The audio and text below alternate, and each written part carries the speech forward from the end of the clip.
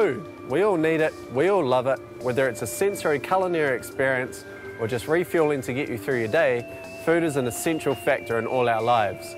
But have you ever wondered how our food will look in the future? I'm John Watt, and this week we're taking food out of the restaurants and supermarkets and into the lab to see what happens when science becomes the new cook in the kitchen. We've arrived at Plant and Food Research to meet a neuroscientist, Dr. Arjan Shapens. Arjan is a senior researcher in their Mood Food program, food that goes above and beyond the nutritional call of duty. I'm Arjan Shapens. I'm a senior scientist here at Plant and Food Research, and I run the Mood Food program. Mood food is a functional food, so a food that has an activity over and above its nutrition value and it has a specific health benefit. Probably the best and most well-known is caffeine. People feel down or tired and they choose to take caffeine and they can feel a benefit, they can feel a difference. One of the things we're aiming to do is pretty much the opposite of a caffeinated drink. We've asked people, we've gone to consumers and said, what do you want out of a functional food? And overwhelmingly people have said, we want something that calms us down. We want something to relax at the end of the day. The uniqueness of our products is that they are New Zealand made, New Zealand designed from New Zealand crops, and it's all about adding value to our horticultural exports. We're very interested in berry fruit, dark coloured fruit, raspberries, blackcurrants, blueberries. These have some quite powerful chemicals in them, very, very healthy, very loaded with vitamins. Arjan wants to create a drink to help you to relax and to focus at the same time. To do this, he isolates certain active compounds in New Zealand berries and then puts them to the test in clinical trials.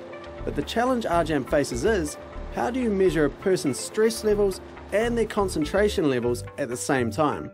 Arjan overcame this hurdle by designing a complex set of psychometric tests. These psychometric tests are specially designed to stress the test subject out. All right, John, I'd like to put you through your paces and let you have a go at some of these psychometric tests. In this test, anytime I see 3 consecutive odd numbers or 3 consecutive even numbers, I've got to hit the space bar. These tests throw up challenges thick and fast. Oh, this is actually quite hard. That was wrong. It gets you when the word and the colour are the same. It's certainly designed to stress you out. So here's my mood food. I don't know if this is the actual food or if it's a placebo, but I'm going to take it and see what it does to my cognitive function and my stress levels. Right, here we go again.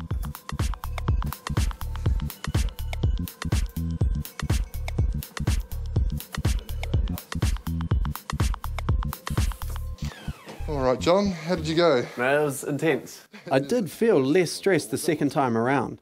So let's find out from Arjan what his trial results are showing so far. This particular product, we've shown that it helps people relax to a degree if they're stressed. If they're not stressed, it has little effect, which is exactly what we want because that prevents any kind of abuse or habituation. And that if we give people a very challenging set of tasks, they do better at the task, they perform better at the tasks, and they feel a lot less mentally fatigued at the end of the tasks. So that's a great consumer benefit. From berries that have mental benefits to berries that have physical benefits. We're going to have a look at some research that's discovering previously unknown health benefits of the humble New Zealand grown blackcurrant. My name's Roger Hurst. I'm the science group leader for the Food and Wellness Group, which is part of the food innovation portfolio at Plant and Food Research. Blackcurrants, like all berry fruit, are well regarded to be high in health-promoting compounds, phytochemicals, and they're well known really to have antioxidant ability. Part of Roger's research is to examine how the antioxidants can help with muscle recovery.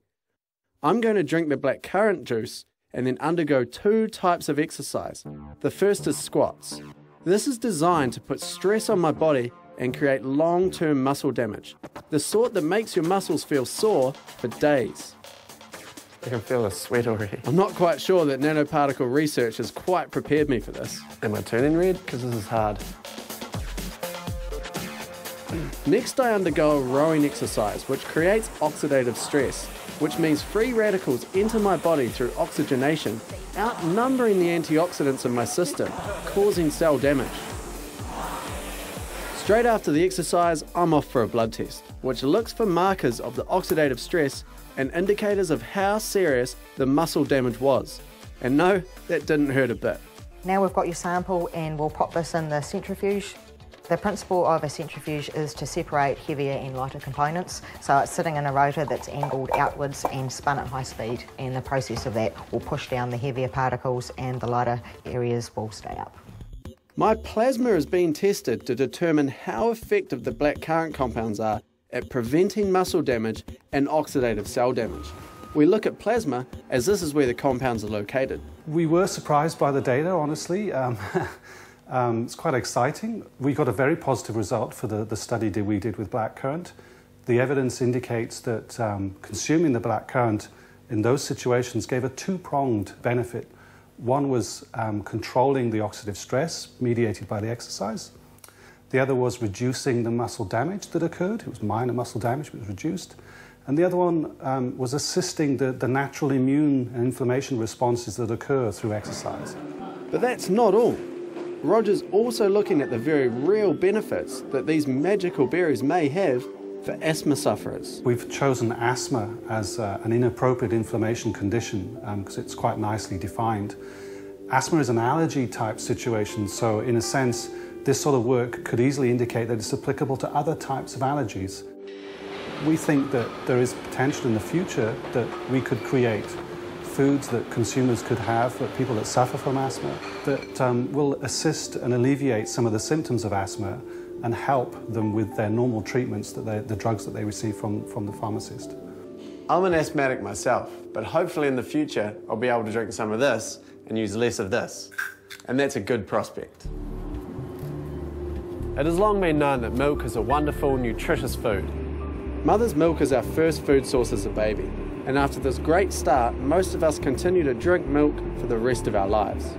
After the break, we're heading to the Fonterra Research Laboratory, where 8 years and many millions of dollars of research into milk and its bioactive properties are turning up some revealing and potentially life-altering results.